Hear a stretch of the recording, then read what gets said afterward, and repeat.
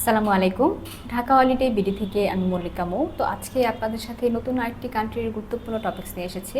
তো আজকে যে কান্ট্রি নিয়ে আমি আপনাদের সাথে কথা বলবো সেটা হচ্ছে আপনার ফ্রান্স। তো ফ্রান্সের জন্য ট্যুরিস্ট ভিসার জন্য মূলত কী ধরনের ডকুমেন্টস থাকতে হবে, তো আজকে মূলত এই টপিকস নিয়ে আমি আপনাদের সাথে কথা বলবো। তো ফ্রান্সের ট্যুরিস্ট ভিসার জন্য মূলত যে ধরনের ডকুমেন্টস আপনাদের থাকতে হবে তার মধ্যে ইম্পর্টেন্ট যে ডকুমেন্ট সেটা হচ্ছে আপনার একটি পাসপোর্ট, যেটা অবশ্যই আপনার 1 বছর মেয়াদি হতে হবে, এবং হচ্ছে আপনার সদ্য তোলা 2 কপি ছবি আপনাকে দিতে হবে, যেটা আপনি রিসেন্ট 2 থেকে 3 মাসের মধ্যে যে ছবিটি তুলেছেন সেই ছবিটি দেওয়ার চেষ্টা করবেন। এবং অবশ্যই ছবিটি আপনার ফ্রান্সের রিকোয়ারমেন্ট অনুযায়ী হচ্ছে আপনার 35x45 mm সাইজ হতে হবে, এবং ছবিটি অবশ্যই আপনার ল্যাব প্রিন্টেড এবং হোয়াইট ব্যাকগ্রাউন্ডের হতে হবে। এছাড়াও আপনাকে একটি এনআইডি কপি দিতে হবে। তো এই 3টা ডকুমেন্টস খুবই গুরুত্বপূর্ণ। তো এখন আসি আপনারা যারা বাংলাদেশ থেকে বিভিন্ন ধরনের প্রফেশনে আছেন, তো আপনি যদি বাংলাদেশ থেকে জব প্রফেশনে থাকেন তো সেক্ষেত্রে আপনাকে যে ডকুমেন্টসগুলো দেখাতে হবে সেগুলোর মধ্যে প্রথমটি হচ্ছে আপনাকে একটি এনওসি কপি আপনাকে দিতে হবে। এছাড়াও হচ্ছে আপনার একটি স্যালারি সার্টিফিকেট দেখাতে হবে। এছাড়াও হচ্ছে আপনার ভিজিটিং কার্ড এবং আইডি কার্ড আপনাকে দিতে হবে।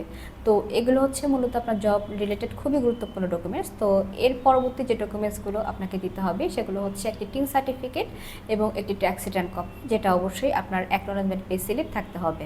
এছাড়াও ব্যাংক স্টেটমেন্ট দেখাতে হবে সেভিংস অ্যাকাউন্টে লাস্ট 6 মান্থের, এবং সাথে অবশ্যই একটি সলভেন্সি সার্টিফিকেট আপনাকে দিতে হবে।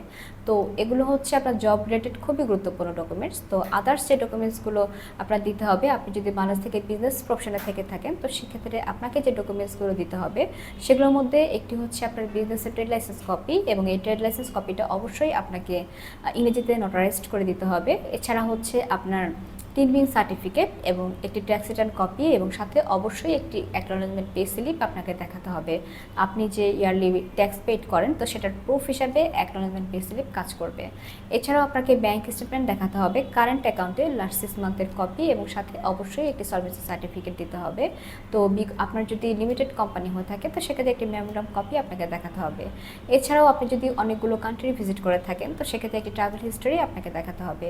তো ভিউয়ার্স, এগুলো হচ্ছে মূলত আপনার ফ্রান্সের ট্যুরিস্ট ভিসার জন্য খুবই গুরুত্বপূর্ণ ডকুমেন্টস। তো এই ডকুমেন্টসের মাধ্যমে আপনারা খুব ইজিলি ট্যুরিস্ট ভিসার জন্য অ্যাপ্লাই করতে পারবেন। তো আমরা ঢাকা হলিডে বিডি থেকে হচ্ছে মূলত আপনার এয়ার টিকিটিং, হোটেল বুকিং, এছাড়াও আমরা স্টুডেন্ট ভিসা, ট্যুরিস্ট ভিসা